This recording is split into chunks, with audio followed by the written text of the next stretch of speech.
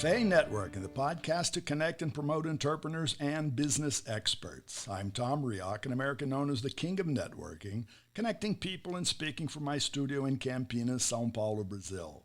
Today we're going to talk with Maggie Sim, and she's joining us from Singapore. Maggie Sim is founder of Holding Space Services in Singapore. She's an executive and life coach with multiple certifications. Maggie believes that to achieve our goals, we must become the person our goals need us to be. Maggie, recently I'm hearing more from business people that talk about fear or being afraid. What are some tips to be more confident, to overcome fear of failure? One of the things that I would say is to think to overcome the fear of failure. We will think of it as we believe that we have the ability to overcome failure, that we have the confidence in our abilities to step right into the thing that we are afraid of failing. So the tip here is confidence, having the confidence that you will succeed. So how do we see confidence? I often tell my clients to see confidence as a muscle and not just any muscle, a specific muscle. To see confidence from the perspective of fear of failure, it's to build the confidence, to exercise the confidence muscle with respect to overcoming failure. So what do you do with muscles? You've got to exercise it to get it to become stronger. Keep practicing, if you right? Leave it alone. Yeah, it's a process, right? You've got to keep doing, exercising it, and if you leave it alone, it's going to become flabby and weak. So to overcome failure, exercise your confidence muscle with regards to the thing that you're worried about failing. Step into it and do it, because confidence comes when you are successful. Success precedes confidence. So you've got to keep doing again and again. And also, we hear that failure is not bad. Many people say you learn from failing. They expect you to fail to learn. It's part of the learning process. You know, Tom, sometimes the way I see failure is this, right? To reframe it this way, there is no failure. There is only feedback. When you don't get the results that you want, you are not failing. You're just getting feedback on what you need to do better and differently. That's a good perspective. Yeah. So I've gotten a whole lot of feedback in my life then, right? Yeah. You didn't fail. The only time you fail is when you've made the decision to stop trying, doing the thing that you are worried about failing. And then you stop taking the feedback. So if you decide to stop, that stop sign, and then you've drawn a line in the sand and said, I failed.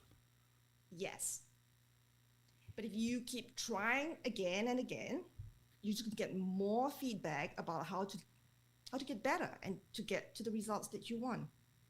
Well, I agree with you, because even in corporate settings, people also talk about feedback a lot, but we don't necessarily know how to give it nor to receive it. Yes, so giving and receiving feedback is a skill, a capability that we've got to learn.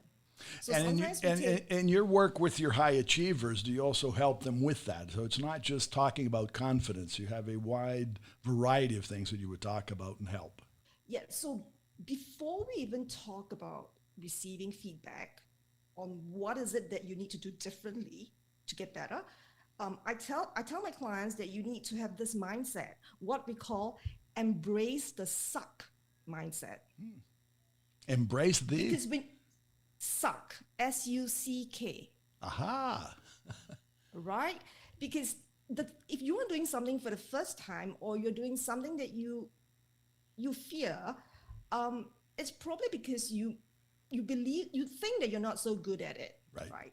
So whatever you're doing for the first time, or maybe the second time, that you're worried about, you haven't acquired the skills to do so, you are going to suck at it for a while. Mm-hmm. It's like learning to ride the bicycle. You're bound to fall off for a while, but you have got to live with the suck. How does What you've said is fascinating because our life is full of things that we do the first time. yeah? Because most of the time, like you correctly pointed out,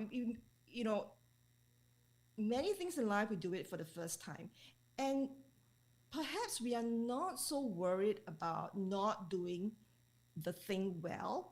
What we are more worried about is how we fail about not doing it well. So we might think that we are stupid, we might be foolish or incompetent. People might laugh at us because we didn't do it well. Emotionally, it's a difficult thing for us to process.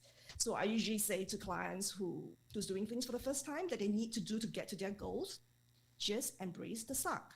You got to suck at it for a while.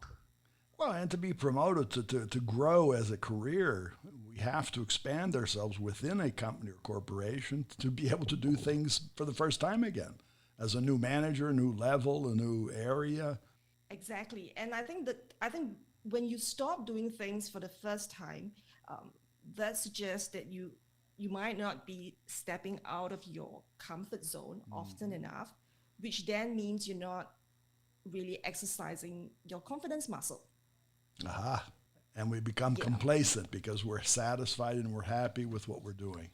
Yeah, and that confidence muscle gets flabbier and weaker because confidence is about stepping into the unknown, trying things for the first time, embracing the suck, repeat, get feedback. It's a process. So confidence is a muscle, it's a process. I like that, embracing the suck. That's the first time I heard that, but I think it's true. Yeah. Sometimes I think that's what we fear.